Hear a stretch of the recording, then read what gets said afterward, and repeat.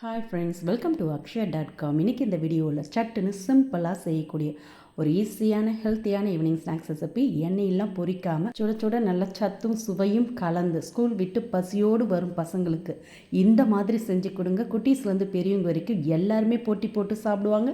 இனி அடிக்கடி செய்ய சொல்லி கேட்பாங்க. இப்போ செய்யறதுக்கு ஒரு வானலை சூடு பண்ணியிருக்கேன். அதில் 1 டீஸ்பூன் அளவுக்கு நெய் சேர்த்துக்கங்க. நெய் சூடானதும் இதில் அரை கப் அளவுக்கு ரவை, வறுக்காத ரவை தாங்க சேர்த்துருக்கேன். ஒரு 100 கிராம் அளவுக்கு ரவையை சேர்த்து செஞ்சிங்கனாலே போதும், அதிக அளவில் கிடைக்கும். இப்போ அரை கப் ரவை சேர்த்தும் அதே கப்பில் 1/4 கப் அளவுக்கு துருவின தேங்காய் சேர்த்துக்கங்க. நீங்கள் தேங்காவை துருவி சேர்த்துக்கலாம், மிக்சர் ஜாரில் அரைச்சி சேர்த்துக்கலாம்.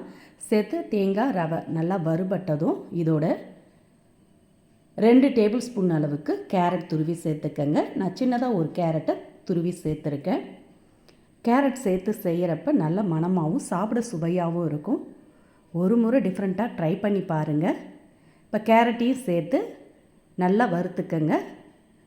வறுத்த பிறகு இதோட 2 டேபிள் ஸ்பூன் அளவுக்கு பச்சரிசி மாவு சேர்த்துக்கங்க.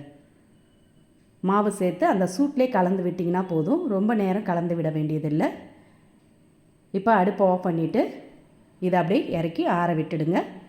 ஆறி வரட்டும். இப்போ இன்னொரு வானலில் 3/4 கப் அளவுக்கு பொடிச்ச வெல்லம் சேர்த்துக்கங்க. அதே கப்பில் 1/2 கப் அளவுக்கு தண்ணீர் ஊற்றிக்கங்க. எந்த கப்பில் ரவை எடுக்கிறீங்களோ அதே கப்பால் மற்ற பொருட்கள்லாம் சேர்த்திங்கன்னா நல்லா உங்களுக்கு சாஃப்டாகவும் சுவையாகவும் கிடைக்கும். இப்போ வெல்லம் சேர்த்து நல்லா கலந்துடுங்க. வெல்லம் கரைஞ்சி ஒரு கொதி வந்ததும் இதை வடிகட்டி சேர்த்துக்கங்க. இப்போ நான் வடிகட்டி சேர்த்துருக்கேன். 3/4 கப் வெல்லம் சேர்த்தோம். அதே கப்பில் 1/2 கப் அளவுக்கு தண்ணீர் சேர்த்துக்கங்க. இது கூடவே ஒரு சிட்டிகை அளவு உப்பு, அரை டீஸ்பூன் ஏலக்காய் பொடி, அரை டீஸ்பூன் நெய் சேர்த்துக்கங்க. சேர்த்து நல்லா கலந்துட்டு அடுப்பை மீடியமாக வச்சுடுங்க. மீடியமாக வச்சுட்டு இதில் நம்ம வறுத்து ஆற வச்ச ரவை, கேரட், தேங்காய் எல்லாத்தையும் சேர்த்து கலந்துக்கங்க. இப்போ அந்த வெள்ளை தண்ணி எல்லாத்தையுமே உறிஞ்சி நல்லா வெந்து கொஞ்சம் திக்காக சாஃப்டாக வந்திருக்கு பாருங்கள். இந்த அளவுக்கு வந்ததும் அடுப்பை ஆஃப் பண்ணிவிட்டு இதை அப்படியே மூடி இறக்கி வச்சுடுங்க. லைட்டாக ஆறி வரட்டும், ரொம்பவும் ஆறிடக்கூடாது.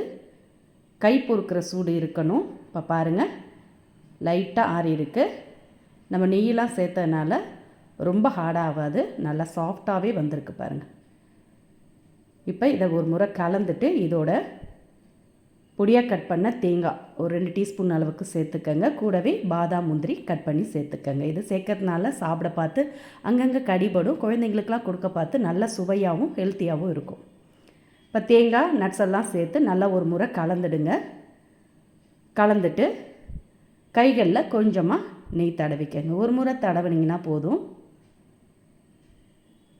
2 கைகளிலுமே லைட்டாக நெய் தடவிட்டு இப்போ அதுலேருந்து கொஞ்சமாக எடுத்து உருண்டையாக உருட்டி உள்ளங்கையில் வச்சு ப்ரெஸ் பண்ணி எடுத்துக்கங்க. உங்களுக்கு எந்த ஷேப்பில் வேணுமோ அந்த ஷேப்பில் பிடிச்சு எடுத்து நீங்கள் ஸ்டீம் பண்ணி எடுத்துக்கங்க. இதை நீங்கள் உருண்டையாகவும் செஞ்சு எடுக்கலாம், இல்லை கொழுக்கட்டை மாதிரி பிடிச்சியும் ஸ்டீம் பண்ணி எடுத்துக்கலாம். நான் இது மாதிரி ரவுண்டாக கட்லட் மாதிரி தட்டி எடுத்துருக்கேன். இதே மாதிரி எல்லாத்தையுமே தட்டி எடுத்து ஸ்டீமரில் அப்படியே ஸ்டீம் பண்ணி எடுத்துக்கங்க. அதுக்கு நான் கடாயில் அடியில் ஒரு டம்ளர் தண்ணி ஊற்றி நல்லா சூடான பிறகு பிளேட்டை போட்டு அதில் இது மாதிரி வரிசலாக அடிக்கிடுங்க. இது மாதிரி வரிசலாக அடிக்கிட்டு அப்படியே மூடி அடுப்பை மீடியம் ஃப்ளேம்லேயே வச்சு ஒரு 8லேருந்து 10 நிமிஷம் ஸ்டீம் பண்ணி எடுத்திங்கன்னா போதும். நல்ல கமகமன்னு வீடே மணக்க சூப்பரான பிள்ளைங்கான ஈவினிங் ஸ்நாக்ஸ் ரெடி ஆகிடும். தேங்காய், கேரட்லாம் சேர்த்தனால வெந்து வர பார்த்து நல்ல மணமாகவும் சாப்பிட ரொம்ப சுவையாகவும் இருக்கும். இப்போ இதை அப்படியே எடுத்து பிளேட்டில் மாற்றி சுட சுட பரிமாறி பாருங்கள்.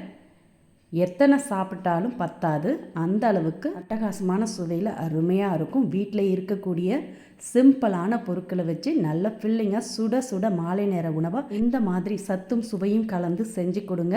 செஞ்ச உங்களுக்கே மிச்சம் வைக்க மாட்டாங்க, அந்த அளவுக்கு சூப்பராக இருக்கும். இந்த ரெசிபி பிடிச்சிருந்தால் வீடியோக்கு ஒரு லைக் கொடுங்க. ஃப்ரெண்ட்ஸ் அண்ட் ரிலேட்டிவோட இந்த வீடியோவை நிறைய ஷேர் பண்ணுங்கள். மறக்காமல் நம்மளுடைய சேனலையும் சப்ஸ்கிரைப் பண்ணி வச்சுக்கோங்க. நன்றி, வணக்கம்.